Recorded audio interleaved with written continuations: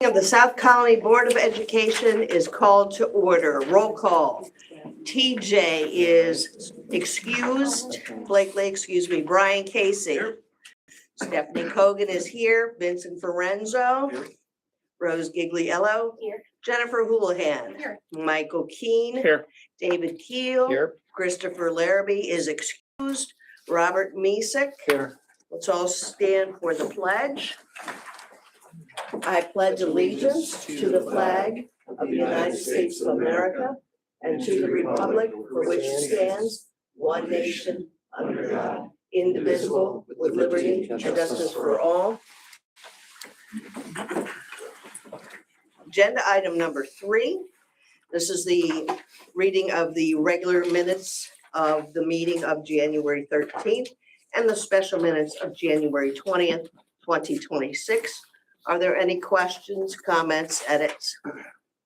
Hearing none, I will take a motion to approve. Mr. Keane, a second. Ms. Gigliello. On the motion made by Mr. Keane, seconded by Ms. Gigliello, that the minutes of the regular meeting of January 13th, 2026, and the special meeting of January 20th, 2026 be approved. All in favor? Aye. Any opposed? Motion carries 7-0.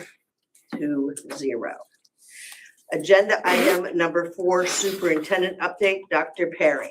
Yes, good evening. Thank you. First, best of luck to our girls basketball team tonight, facing Shaker. Both teams are undefeated in the league, so best of luck to our girls team. State of the District presentation has been released to the public on YouTube. Please check out that State of the District. There is an 8-minute version if you're looking for a shorter version. I think the full length is about 43 minutes, 45. There's some outtakes. We had a good time. We appreciate our communications department helping us through that and putting that together. So thank you to Dana and Kara, and thank you to my cabinet for helping us put that together. Capital project, making good progress on Veeder. Lately with the cold weather, we've got some holdups on putting the concrete slabs in, which will be the next big piece. We gotta get the temperatures up above freezing, which I think the rest of the country is hoping for as well. But that's is progressing well. If you haven't been by Veeder Library, we're looking at that progress. This summer, I look forward to the Sand Creek Auditorium being the major portion of the capital project. So just some things that are ongoing with our capital work. Chili cook-off, thank you to our eye care students. Thank you to our community members for participating, for volunteering, for bringing the supplies. Congratulations to those award winners. A lot of really good chili and a lot of good mac and cheese, and just a nice event. Thank you also to the village for hosting this again. Great venue and a super job by all. Although Mr. Cacciadorian did a one taste, and you know, if I look and see his lowest score, it's a little disappointing. I don't think it was associated with any particular group. He was pretty kind, I thought, most scores. That's all I have. Was that your first? Thank you very much. Vinny, how much did I have it? I can about? We made, I think, a little bit over $2,000. Excellent. Excellent. Good day. Congratulations. All right. Agenda item number 5, new business. Ms. Gigliello. I got a chance to pop back in to see my kindergartners and read a book, and then we got to make snowflakes. A lot of fun. She does a Excellent. great job. Karen Ingersoll is wonderful, and she has some support in the classroom, which is great now. She has 22 students and quite a few L's. So at that age, it's a lot. It's a lot. And then love chili cook-off and mac and cheese. And I really enjoyed our visit to Colony Academy. Yes. Yes. Good. Good. I had that too. All right. Very good. Next. Mr. Mason. Yeah, I had a chance to go to the Colony Chamber dinner last week, Okay. and the main award winner was our own Colony, Jonathan Rudat. He gave a great speech. Town Supervisor Crummy gave a great speech, and Mr. Rudat's speech at the accepting the speech was, I'm expecting an award, was really good. Like, yeah, the message was great, so it was nice. Thank you for sharing that. That's really great. I was not aware of that. Very good. Mr. Keene. Also got to attend Colony Academy, got to go to the chili cook-off. I also made my way to wrestling senior night. I did go to wrestling at the mall. Mr. Mastriani had given us an invitation. Unfortunately, at the mall, the other team chose not to oppose him. So, but it was a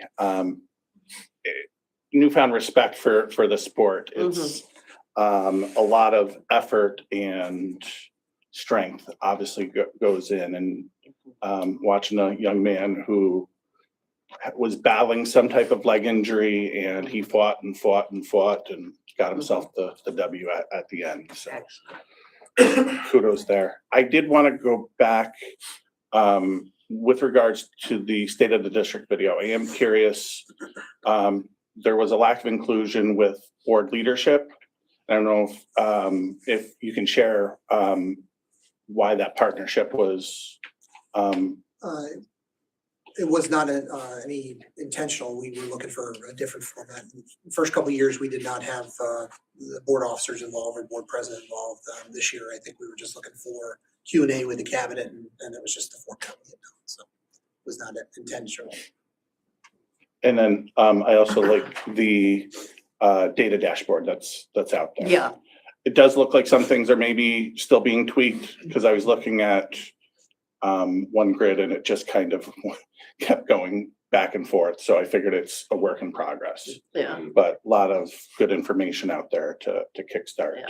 some of the things that we've been asking. yeah.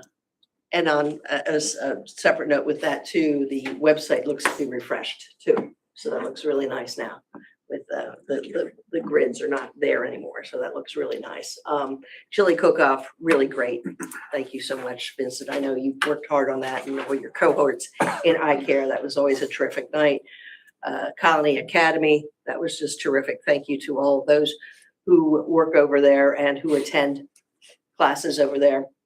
Hopped on to the Colony Central High School PTSA meeting last night. It was virtual. How could I not? Ms. Houlihan also attended. It's always great to see everything carrying on over there. I think that was, oh, and thank you for the snow day. I don't think you had much of a choice. Thank you so much. It was Appreciate a that. whopper. Mr. Drawbridge was at the chili cook-off and he guaranteed. He it was gonna be guaranteed snow day, you so didn't have a choice. Thank you to our real meteorologists out there for Yeah. the tips on that. But yeah, it was a So great- when did the crew get it all cleaned up? It must have been quite a battle. Our staff came in 3 different times for Yeah. cleanup, and they were here 2 different times during the bulk of the storm, and then even the following day when we did have school, they were back cleaning up, knocking the snowbanks down. And you got to keep up with those storms. You can't wait until 18 inches of snow. Our plows just can't handle it. So they were tired. They worked hard, and we appreciate everything We they do did. appreciate, yes. There were some schools unfortunately had to have delays because of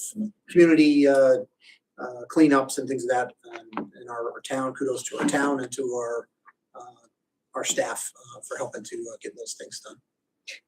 I just happened to think that was a day after that you went to see Senator. Yes, Senator Senator Ashby. Was there anything different about that? Very similar conversation to Assemblymember Steck. We did talk about the priorities. We did talk a little bit about the village proposal to have the speed cameras installed, but very preliminary approach at this point in time. There's some restrictions that you need to have designated school speed zones, which we don't currently have within town or the village. So that would be something that they would have to put in place. And there's a limitation on where they can be put within a certain distance of the school. So you could not put it on Central Avenue if you're trying to impact Saddlewood. It would be on Laura Lee Drive where you've got speed humps now. So they'll have to work out some of those logistics to see if it gets to that point. But it needs not only the proposal from the village or the town, but also legislative authority to include that. Are the ones in Albany only during school hours that's reduced to like I don't know. 10, 20, They're all done. all the time? Till 6 o'clock. I'm not sure when they start in the morning, but they definitely go until 6 o'clock at night, Monday through Friday. Thank you. You're welcome. Yes, speaking from experience. It's fun. Vincent, Just to repeat what Ms. Gigliello and everybody said, Dr. Perry, that chili cook-off was a major success. We made over $2,000, and a big thank you to Mr. Casey for all the support and help that night and organizing the event. iCare had Payless for the Dress last week. And we received over 170 dresses. Ooh. And those are all going to Proctor's for March, I believe it's March 3rd, I could be Mhm. wrong. But that was another great morning with, and also big thank you to Kara and Dana for their help that morning too. Next week is our Winter Spirit Week with our pep rally on Friday. That is gonna be, I believe, the pep rally starts at 1 o'clock. Everyone's welcome if you wanna watch it. It's always a very fun time. And then lastly, good luck to our girls and boys tonight against Shaker. And I know the girls' game is a very high stakes game, so good luck to all of them. Thank you very much. Mr. Casey? Again, to piggyback on the chili and mac and cheese cook-off. People that come to it see how well it's run and everything like that, but I don't think they realize behind the scenes. Kudos to Vincent and his team. They were there at 1 o'clock, start setting up the tables, getting everything organized. And in 45 minutes, they had the entire gym transformed into the chili cook-off that we all saw that attended. And then when it was over, it was tough getting people out of there and leave at a certain time. They don't want to stand around in the talk. But again, under Vincent and his team's leadership, in about an hour, that place was completely emptied, cleaned, garbage was taken out, floors were swept. We only had one person leave their wallet, and she came the next couple of days to get it. But it was immaculate. They did a wonderful job. So if you would let them know what I thought on how well they did it. We had to keep whipping them into shape a little bit. They were kind of tired by the end of the night, but they got it done. So kudos to you and your leadership team getting it done. So if you convey that, thank you on behalf of the board and especially myself. All right, so it was well attended. They had a great time. Great time. And apologies to Mr. Casey for setting the alarm off. It happens. It happens. At least the fire department didn't come. All right, thank you very much. Anyone else? Very good. All right, agenda item number 6, communications. Do we have any of those tonight? All right, agenda item number 7, board committee reports. Up first, letter A, Academic Athletic Hall of Fame. This is Mr. Keel and Mr. Keen. You have the hyperlink, but Mr. Keel, would you have any comments? And then the same for Mr. Keen. I would just like to say that the Athletic Hall of Fame nominations run through, I believe, February 28th. Is that correct? They are year-round. You can nominate anytime at all, but the ones for this upcoming selection season end on February 28th. So if anybody has any thoughts about someone who should be honored in the Athletic Hall of Fame, we would appreciate those nominations. And then Mr. Keen for the academic. I don't think we've launched ours yet, right? It is, It's scheduled. it is on, Yeah, but It's live. I know It's live. advertise, marketing wise. correct. We haven't pushed it other than Correct. the link. And just one thing for those listening at home, you know, we did discuss, there's a need for add some female candidates into, we didn't get to talk last time, but you have some softball players that you coached that likely deserve a enshrinement. Excellent. I nominated There we go. a former student who was in the newspaper recently, so hopefully Oh, that good. she'll get recognition for it. Very good. All right, letter B, policy, and this is 4110, the student attendance calendar for 2026, 2027. Dr. Perry, do you have anything to comment on this? This is a 184-day calendar. It does go back to 4 half-day parent-teacher conferences. The last time we had shared some of the drafts, the conference day for one of the parent-teacher conference days was in January. Feedback from the teachers was to move it to late October, so that was the change here. But otherwise, staff will come back before Labor Day, just one day. We'll have a second staff development day on the Tuesday after Labor Day, and students will start school on Wednesday, September 9th. So it's a late start to the school year. just something to be aware of, but overall, pretty good calendar. Very good. Any questions on that? All right, I will make the motion on behalf of Committee Chair Christopher Larrabee, the recommendation that the revisions made to the above stated policy 4110 be approved as presented. All in favor? Any opposed? Motion carries 7-0. Agenda item number 8, reports for information. Letter A, 2026-2027, budget discussion. This is Jacqueline McAllister, the Assistant Superintendent for Management Services and Strategic Planning, will provide a brief update on the 26-27 budget. Ms. McAllister. Very brief, because I haven't had a voice for 2 weeks and it's still not back. And, just had a presentation a little bit ago. So, we reviewed a lot of this last time and before we talked about, transportation, athletics and, O&M. So just to review our budget priorities, you can see them all, great things for our kids.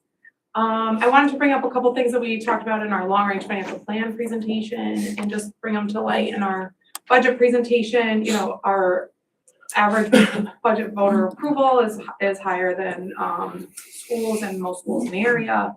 Cash investments for current liabilities is a little bit low, but that's something we're working on. Our fiscal stress score is 0.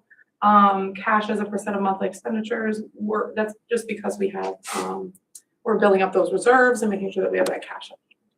And then the one I wanted to highlight here, which is something that we're going to have Chris talk about too, in a little bit, is the turnover rate of all teachers is much lower than all of our schools in the state, capital district schools and medium upstate schools. So I thought that that was a good one to highlight as we go into the retention data piece.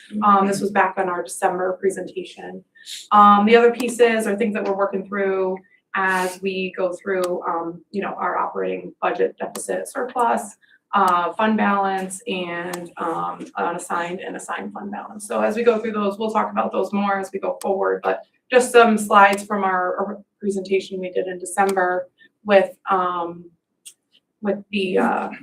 fiscal advisors I wanted to bring to your attention.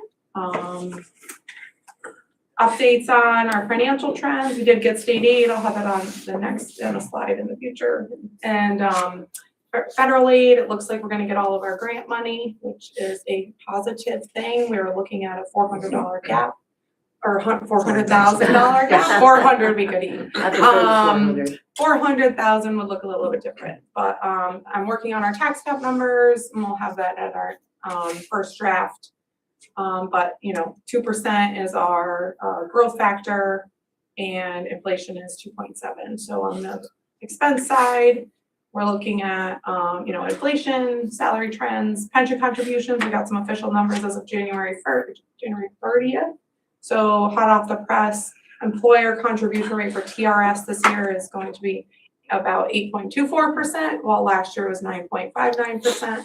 But employee retirement system is going up from 16.5. So teachers is going to the employer contribution rate, that's ECR, employer contribution rate is going down for teachers, but as our salaries goes up, it still increases. And then employee retirement system, 17.6 is the estimate from 16.5 this year.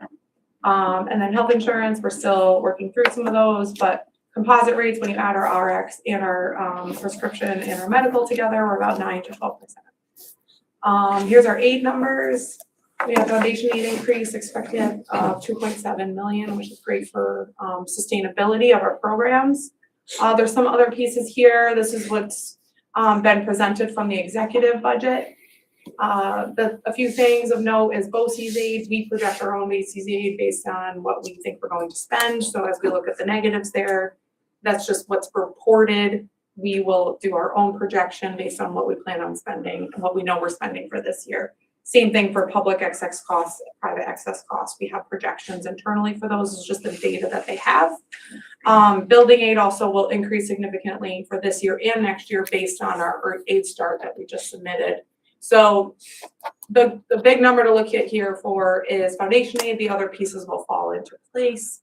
But looking very good on that. The other piece is UPK, the changes there, which we'll dive into more as we get to the instructional budget.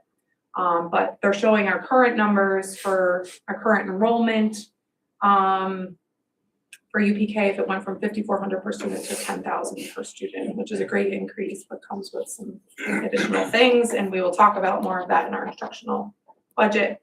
But looking at grade 8 numbers for South County, not everybody in the state is looking at these grade numbers. So sympathetic to my other colleagues. But that's all that we have for tonight. We don't have anything new to share on, based on the calendar, but next meeting, we will have a focus on special education and student support services. We'll be looking at programs, that kind of thing. They'll be giving an update on programs and any needs. But we'll have updates for the board prior to that as we go through there. And then we'll have a budget workshop prior to our instructional budget presentation on March 10th at Saddlewood. And then the rest will flow. Jacqueline, can you speak to foundation aid is an increase of 2.7 million. Mhm. We're anticipating a change of 3.3, almost 3.4 million. So what is that $600,000 to $700,000 anticipated to be spent on? Oh, that's what we're building right now. So this will be part of the revenue conversation. So as we go through our entire budget development process, we will come to an end where we have our expense number and our revenue number, and then that's when I present whether we have a gap or not. The growth here is not that we have extra money to spend, it's that maybe we can Right. cover everything we have to spend. It's other expense-based aids is the Yeah. difference. That 600,000 is transportation aid, high-cost student aid. So the foundation aid is strictly the amount that the governor is proposing in her budget. And You this still would have the two change in houses that that have to Mhm. agree to that. So this is a projection right now. The projection is positive. There are area districts that are looking at 1%, and things like that because they had been fully funded. So this is the transition of the foundation aid formula working and being fully funded. So we're in a cautiously optimistic stage, I'd Yes. say right now. It's still really early. Right. Yeah, but we'll present, on our first draft, all of the, where we, like on our balance scale, where we fall. So this is a great step towards being able to cover all of our expenses, but we have to look at the tax revenue that we can increase and then plus the state aid that we can get. Yeah. Equals, can we get to our expenditure number? Or will there be a shortfall or will there be an opportunity to add programs? That's where we're building towards, and that's what all the presentations get us to. So it's kind of like to be determined. Yeah, it always, This is yeah. early on. Yeah. It's early to see where that money is And gonna I cover. misread Yeah. it because I thought it was budget and then I No, back no, no, and see no, no, aid. it's aid. So- Yeah. Yeah, this is our aid projections from the executive budget, so this could change significantly or it could change minor or none at all I usually show you in a different format, but this one is easier. The state aid runs are very messy. This one's a cleaner format, but it's not as, Believe it or not. not as official and, the messy The formula. good thing is we Yeah. don't anticipate going backwards from the 2.7 million. Right. That's a pretty good thing. Usually the governor comes in lower than the Assembly and the Senate, so if we're at that number, we're in pretty good shape if magic things happen, but it's balancing all those various department. Education is one big component of the budget, but healthcare and Salaries and then benefits. That's our bread and butter right now. So Right. when we get those, once I get all of those projections in for our March 10th meeting, we'll have a better picture of where we're at. And as we go through the special ed budget next time, we'll see what those needs are as well. So not doom and gloom. Not rainbows and butterflies. We're okay. And this voice is not. So that's all I have for you tonight. All right. If that's okay. Yep. Any questions? All right, thank you very much. I have this one first. Agenda item 8, letter B, HR staffing retention report, Mr. Ravalati. Yeah, I'm just gonna connect quickly. So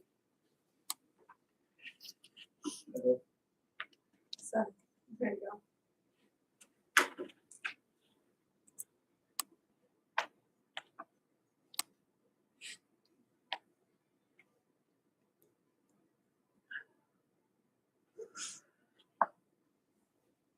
Try it again, Chris.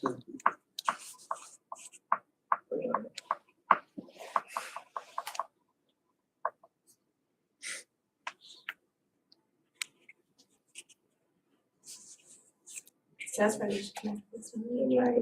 Try one more Do you want time. me, I can do it. Want me to project mine?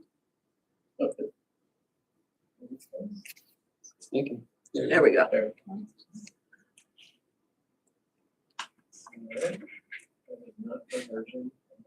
It's me, Chris. I'll disconnect on it. So. Snuck right in there, didn't you? Try again. All right, well, you were delayed, so sorry about that.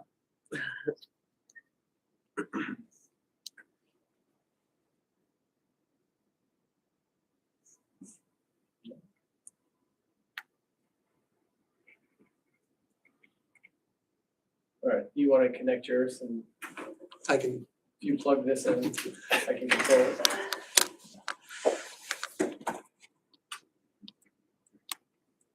I'll do it with my device. No, no, Look, if you put that in. Yeah.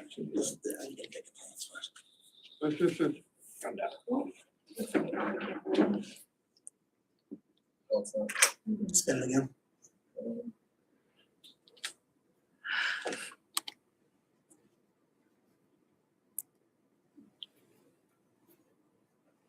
There we go. So. I have to adjust. This is. Not in presentation mode, it's just the.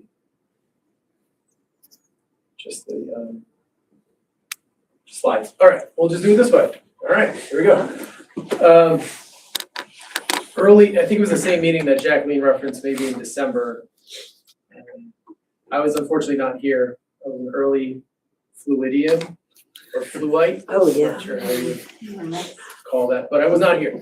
And a question came up about retention and data. So it triggered me to jump into some of the information that has been gathered and collected in my office, but not necessarily put into a format that's digestible and understandable.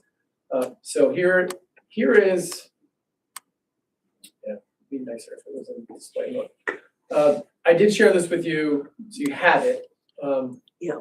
What I had to do in order to construct this data, and I'm gonna be brief, Vincent, so you get to that game. I just wanna say how this data came to be.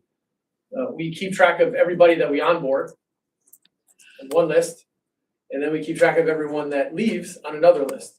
So I went through both of those lists and created cohorts based on the last 10 years. So anyone we hired in the year 2016 or later became part of a cohort. Anyone who we hired before or resigned in that time or left, whatever the case may be, retired, they aren't part of this data. This is just probationary on the instructional side, probationary teachers hired into cohorts for the last 10 years. So with the data that was, on paper presented to me, I had to go through each year, and whenever someone left the organization, I had to figure out what year they came in and kind of work backwards to create these cohorts with the information about who we onboarded in 2016-17, who left from that cohort because they didn't all leave in 2016-17. I had to piecemeal that year by different years, and then who stayed. So this first chart is just a 10-year look at instructional retention data. And in Canva, it's gonna be my first Canva presentation. If you toggle over these, it kind of makes the other ones invisible. So you would see that we hired 15, retained 12, lost 3, and all the way down. This was a quick look at the percentages of retention. Chris, real quick back, I'm sorry. For 23, 24, was there a big retirement year that year, or just because of different programs, or? Why we hire so many people? Yeah. COVID money. That was when we had federal money, we were hiring a lot of staff to fill gaps and created some new programs that we just hired 22, 23, 24, there's a lot of hiring that's going on. Year one of phase in of foundation aid, so the COVID monies and then foundation aid was increased.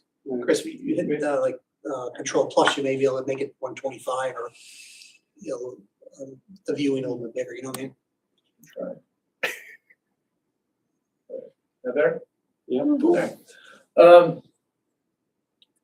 it definitely a bit of a blip as far as the number of people we hired.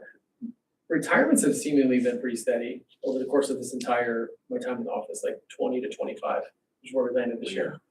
So the percentages, when you take all that information from the previous slide and you look at the retention percentages year to year, the thing that jumps out to me is how tumultuous it was prior to the COVID year. I'm not saying COVID saved everything, I'm just saying that's an interesting break in this. So you're gonna go up and down, way up, way down, down, up. And then in that 21, 22 year, we get a jump and then a level and steady, it's like another steady increase. So it looks as though things are stabilized a bit in 25, 26, which is pretty good to see. That up and down is just not ideal in any organization. I then broke it down into 5-year windows, so you can see what it looks like in 5-year gaps. So from the 16-17 school year to 2021, we hired, and here's an important number, we hired 100 people and 12 did not remain in the organization. Right? The next 5-year window, 21 to 26, we hired just a tick over 200 people and 24 left.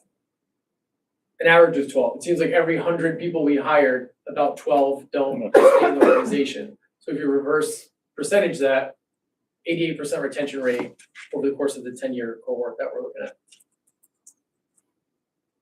There's the total, 308, 36. A little bit over 88%.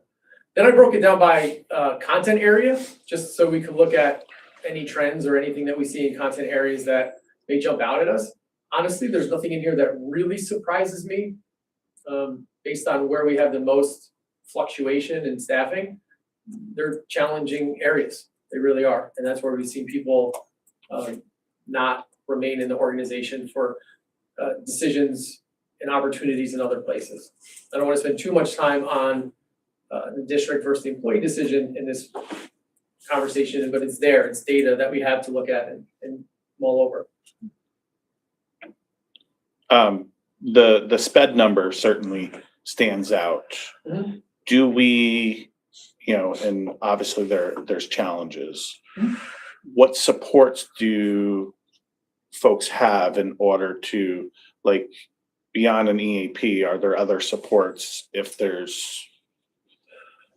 I mean, beyond, EAP certainly covers a lot of different areas that an employee may need if they're struggling internally or externally from the school building. I think when you're looking at what supports they have in a classroom, how much time do we spend on professional development, what type of supports are in place for the supports in that room, and how are they equipped to handle some of the new behaviors that we're seeing in students. PERMA has certainly helped us in that realm with PPE equipment to help protect our employees. Superintendent's conference days are big. It's really challenging at times to PD support staff outside of the school day. Mhm. It's just not ideal. When I surveyed them 2 years ago, they're like, superintendent's conference days, that's really where we want it. Nights and weekends is not always ideal for people with families. So we try to spend a lot of time with those opportunities, training them, talking about de-escalation strategies. TCIS is a different animal. You can't really do that in a day. So offering those opportunities to staff members to get TCIS trained. And not all of them for the restraint piece, but more for the de-escalation strategies that go along with it. Christian, There are people who I've had conversations with that are in very challenging classrooms, and when positions open up in other areas or districts that are different types of classrooms, they take them. And it's not that they're unhappy here, they just looking for a different type of classroom. Sustainability. One thing that isn't reflective in here is we've had some special education teachers that started out as special ed teachers and then moved into a content area, moved into a classroom. So their initial hire in the district was in special education, but they were dual certified or sometimes 3 and 4 different certs. So they moved in. We've got a high school math teacher who was a co-teach special ed teacher for her first 3 years, wanted to go math. We hired her second time as a math teacher. So that's kind of where the district decision, employee decision comes into play at times. Chris, why aren't there any math or science or social studies on that list? There were none hired? there were none that we lost. So I have other charts that are much larger, and to fit it on this screen, I only put in the content areas where there was resignations or loss. Otherwise, it's 100%. We hired 11 stayed. We hired 10 stayed. That's good data for you to have, and I can provide it to you. But it just, there's so much information on a slide, it becomes a little hard to Sure. read. So if it's not on here, we didn't lose anybody. I also broke it down by building. I think that's interesting too, to kind of see trends and things that are going on in different buildings. It's a funky looking number, and there was a great question that came in earlier today, why 0.3s and 0.5? If there's a staff member who works in multiple buildings, it's not fair to give that building a 1.0 loss if they're split. So I gave that weight to each building if it was a 0.33, if it was a 0.5, if it was a 0.2. We do have some we have some professionals who service students in all 5 buildings, whether it be OT, PT, speech, like they're spread pretty thin to get to our students, so they're 0.2s. And so I gave that weight to those buildings. So there's certainly some interest in looking at that. And if you're looking at the large number there, it was 1 year, and we made some really tough decisions that year. If you remove that anomaly, it's 90.4, it's like 10% increase in that building of retention. So it was really 1 year blip in that building, not a constant pattern of people not staying. So that was a real brief look at instructional staff. After I got through instructional staff, I thought it would be interesting to take a look at support staff. Seemingly the area that turns over the most in the district, at least from my perspective. I also knew that would be a lot more work because the numbers are greater. The numbers are much more significant. We hire many more support staff a year than we do instructional. So a lot of information on here, and if I was in Canva, I could toggle over things and isolate. But you'll see the number of, I don't want to go too far. The number of individuals hired, the number resigned next to it, retained, and retention percentage. Similarly to the instructional side, you'll see some patterns that are similar where we have a good retention year and then a bad retention year and then a good retention year and a bad retention year. And then it starts to become a little bit more stable in that post 2021 year, where you start to see at least 50% stay, 60% stay, and it just continues to grow. So we've stabilized on the support side if we had a similar graph of percentages like we did on the instructional side. I would say if someone's thinking, well, why is that? Why would that happen? There were also significant structural changes to the contracts of our support groups following 2021. So we started to level and compensate our support staff at a better rate than we were prior to the COVID year. And I would say that has helped with retention. It's also helped with individuals looking to come into the organization. That change, I think, alone retains more food service workers, more custodians, more monitors. Those changes were significant when we started to give them a little bit larger piece of the pie when it comes to checking in the budget. I did do some side-by-side comparisons as well. I know what's happening now. All right, I'm gonna go through these really quick. These were they're real, but I had like the bump view on mine. So I'm gonna skip over these. So let me get through the 10 years of data that were in here and get to some of the comparisons. So I wanted a side-by-side look of support staff versus instructional staff in those 5-year windows. So here's a 10-year look. The retention percentage for support staff, 57% over the 10 years. And I do see that positive trend, so maybe it'll continue to increase. On the instructional side, this is an old one. The new one should be 88%. That's what we retained on the instructional side. The support staff in that 5-year look, a little bit higher on retention. In that 5-year look, instructional, same 80, it's gonna be 88 in both of them pretty much. Support staff retention in the back end, a little bit lower. Instructional on the back end, those last 5 years, a little bit above 88. A little bit out of order, but here are the positions and titles and the percentage of retention. This is why it's hard to jam a lot of those lines into one. So I probably could have removed all the 100% here too. and gave you a little bit more to see with those that have lost or we have had resignations. The areas where we tend to hire the most, you'll see school monitors, clerical, custodial, and bus drivers and food service. Those are the big five. And you know, the turnover is about the same in all of those areas. It's a little over 50%, with the exception of the bus garage. Drivers stay at a 2/3, but 2 out of every 3 drivers stay, which is pretty cool. Retention by building, again, same idea, taking a look at each building and seeing if there's any trends that we can take a look at with turnover in buildings. Nothing about support staff mirrors the instructional side, really. It's much different. The more people you hire in the building, it correlates with the number of people you lose. And then question. So try. It's a lot. Did great. Try. It's a lot, and there's more data that, you know, that I can push out and share It's with you. very like I did today interesting. with the charts. I'm So, sure. yeah, and I didn't even get to dig into that. Does the new software not provide you some of these reporting supports to? I could probably pull some from our Schoolfront is not gonna give you that, because that's not the HR version of how we Okay. manage staff. I could pull some information from Envision. They're not I as, don't know, It's not as robust.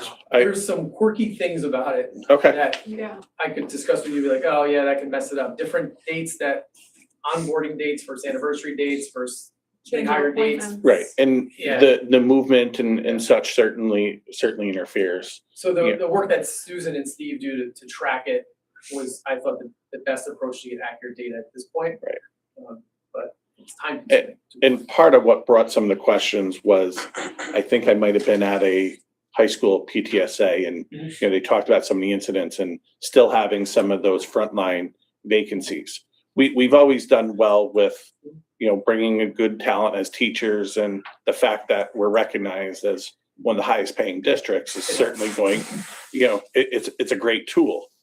And, you know, your numbers help show the strides that we're making in those frontline supports, but I think there's an equitability piece that we still have to keep building on. And, you know, while we may say, you know, 4% in one contract, 4% in the other, dollars to dollars, that's not, you know, that's not an equal match. Yeah, and there are certainly other variables when you talk about support staff as far as the schedule. Mhm. If it works for somebody, if I'm in the night shift and I find another opportunity that's back in the days, it's better for my family.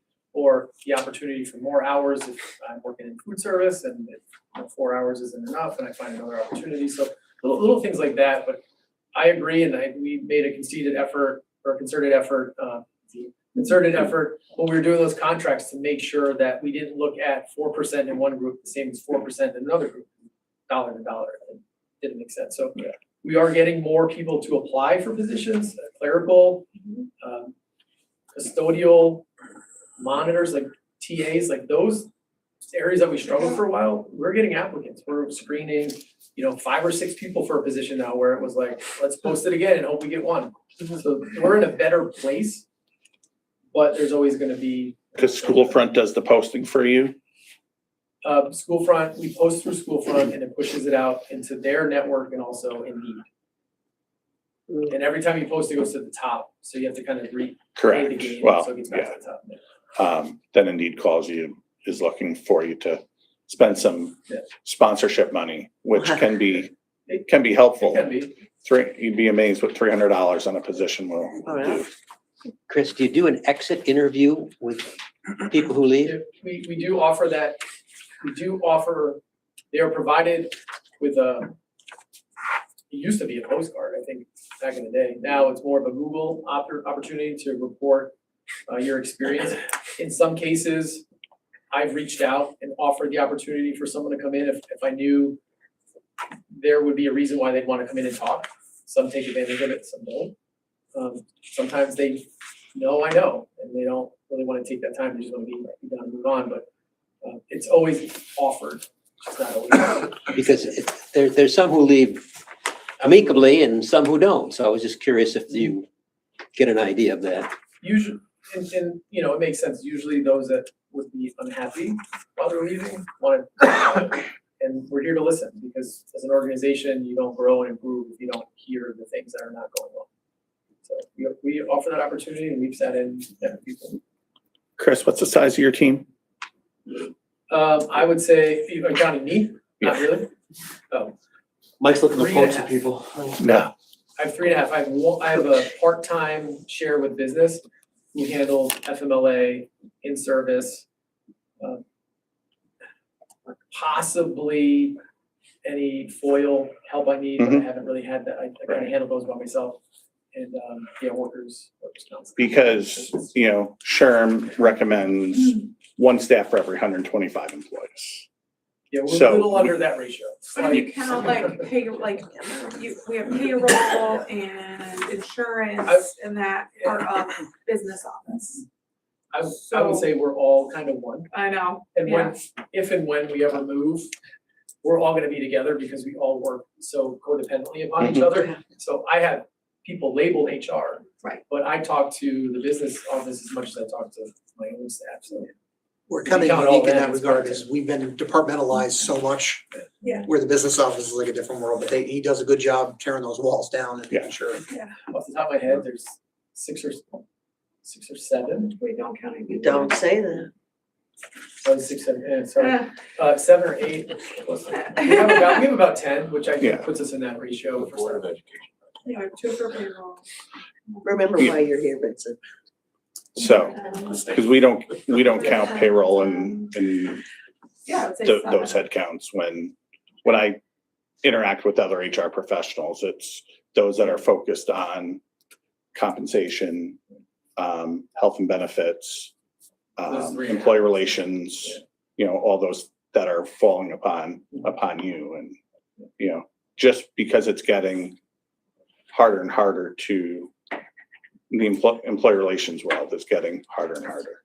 So just something for us to keep in mind to support you. Yeah, no, thank you. It's, For all the instructional staff that have resigned, I know you may not have a number off the top of your head. How many of these people leave education entirely and how many people do we lose to other school districts? I can make an educated guess for you. Just using the cohort number that we have now, there was 36 in the last 10 years that have left our organization. Maybe 2 have left education completely. The others get job opportunities in other districts, maybe closer to home, maybe shorter commute. Administrators. Yep, administrative opportunities, different things like that, but rare Administrative, yeah. that they don't go to an education. Thank you. I appreciate all this. Thank you. Thanks, Chris. All right. Sorry, I can't connect. No, thank you I'm very much. talking to Love. 1410 Shaker, end of 1. All right, 1410, let's rally. Agenda item number 9, reports and recommendations for action. This is letters A through L. Let's take a look at these.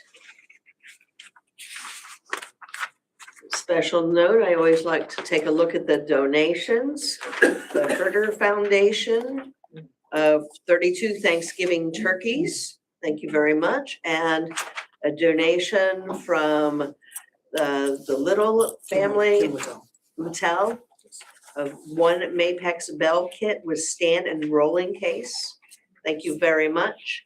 Any questions on any of the other items, or Dr. Perry, anything you'd like to highlight?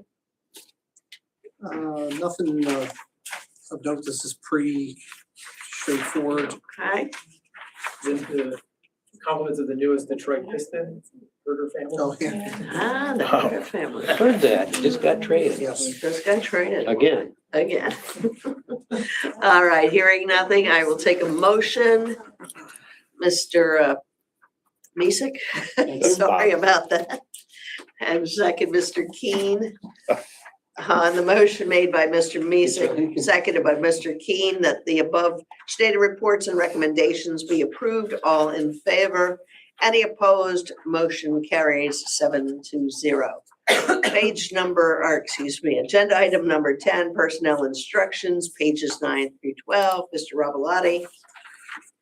Yeah, there's some really significant names on this list. Yes. Individuals that I've known since day one in this district. It wouldn't be fair to talk about one more than the other, but it's just shy of 300 years of experience, 289. And they will dearly be missed in all their schools. And Mr. Mears is a legend at Leitchkill and certainly Yeah. will be missed. But so many high school staff that I spent my whole career with. And I wish them all the best. It's definitely well earned. I hope they enjoy the next 6 months and just congratulations to them. Yes. Thank you very much. Motion, Mr. Casey. Second, Ms. Gigliello on the motion made by Mr. Casey, seconded by Ms. Gigliello, that the instruction personnel changes listed on the attached sheet dated February 3rd, 2026 be approved. All in favor? No. Any opposed? Motion carries 7-0. Agenda item number 11, personnel support, pages 13 through 16. Mr. Robotti. Once again, another set of retirements, some individuals who have been in the district for a long time. It got a little tricky with the numbers. Holly is just a revised date, so we already wished her well. Yes. So that's just a revised date. But between John, and Cindy, I think we're just shy of 100. Wow. Maybe a little less than that, 75, 76, maybe somewhere around there. But tremendous careers and just support staff really keep things moving. They really keep things moving, especially those who clean our buildings. It's the most relatable thing you can do in a school district is clean a building. Parents know when they walk in and they see dirt. They don't know what's in the textbooks all the time. They know dirt. So, thank you to John and certainly Cindy for feeding our students for over 20 years. It's really great work. So best of luck to them in retirement. Thank you very much. Motion, Ms. Gigliello, second, Mr. Casey. On the motion made by Ms. Gigliello, seconded by Mr. Casey, that the support personnel changes listed on the attached sheet dated February 3rd, 2026 be approved. All in favor? Any opposed? Motion carries 7-0. Agenda item number 12, resolutions. Mr. Cachadorian. Yeah, I shared a nice smattering of what's going on, lots of resolutions to make sure that we're celebrating throughout the schools. Certainly looking forward to participating at Read Across America Day over at Peter. But one thing that I wanted to share here, I tagged on to the end, Mr. Burrell had shared with me what's going on with No Place for Hate. And I just thought it was an interesting update at the bottom of the document. They're doing a lot of great things. And I don't know that we talk about them as much as we do some of the other clubs and activities that are going on. And I just wanted to give them some acknowledgement for the work that they're doing. Certainly it dovetails nicely into what we celebrated for our resolutions last time we had met and the resolutions for this meeting too. Read, enjoy, and certainly participate if you get the invites to Read Across America. Definitely. Thank you very much. May I have a motion? Ms. Gigliello, second. Mr. Mesick on the motion made by Ms. Gigliello, seconded by Mr. Mesick, that the above stated resolutions be approved. All in favor? Any opposed? Motion carries 7-0. Agenda item number 13, this stands out by itself. National School Counseling Week proclamation. Our school counselors at every level do an outstanding job for all of our students. Mr. Cachadorian, would you like to speak on this also?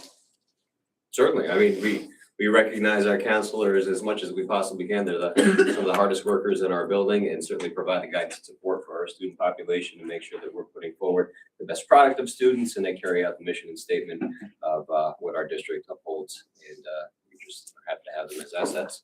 And No, you don't need to. Okay. I think you just want yes, to highlight that. and our proclamation itself, I think was Kogan, you're going to be sharing that. The proclamation, yes.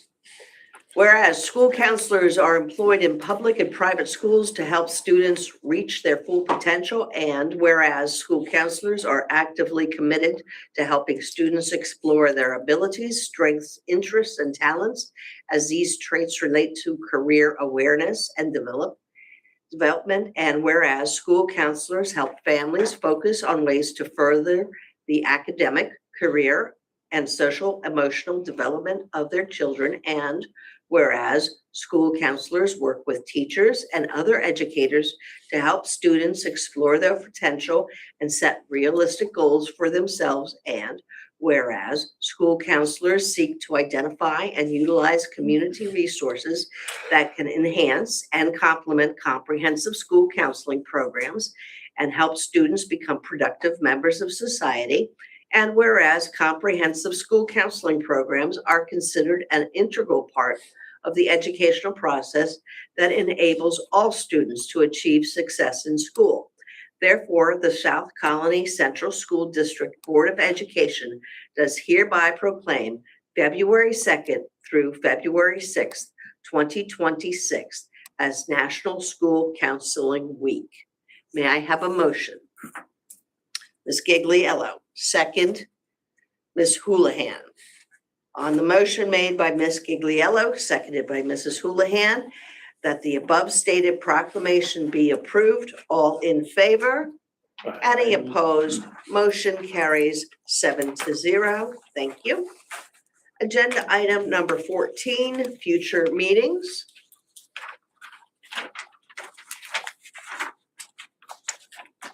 One item to note, we were working with Mr. Ryan on a secret review. It's the environmental quality review for capital project work related to the transportation center. The March 23rd policy committee may turn into a one-item board meeting. So I'll have more information for you on that, but that would be strictly related to the SECRA process, just to give you a little heads up. We would do it at 5:30, and that was the tentative date that they had looked at, so. All right. Any other questions? Do we have any other business for the regular part of the meeting? Do we have any items for an executive session? I'm not sure, but let's say yes. Let's say yes. Okay. We are going to, may I have a motion to go into executive session, Mr. Keene? And seconded, Mr. Casey. We're going to have the motion by Mr. Keene, seconded by Mr. Casey, to enter an executive session to discuss, this is going to be it's going to be a policy matter relating to a specific question we have regarding a specific issue. That was Okay, very clear. That was good. very clear. Is that clear as mud? Thank you. All in favor? Any opposed? Motion carries 7-0.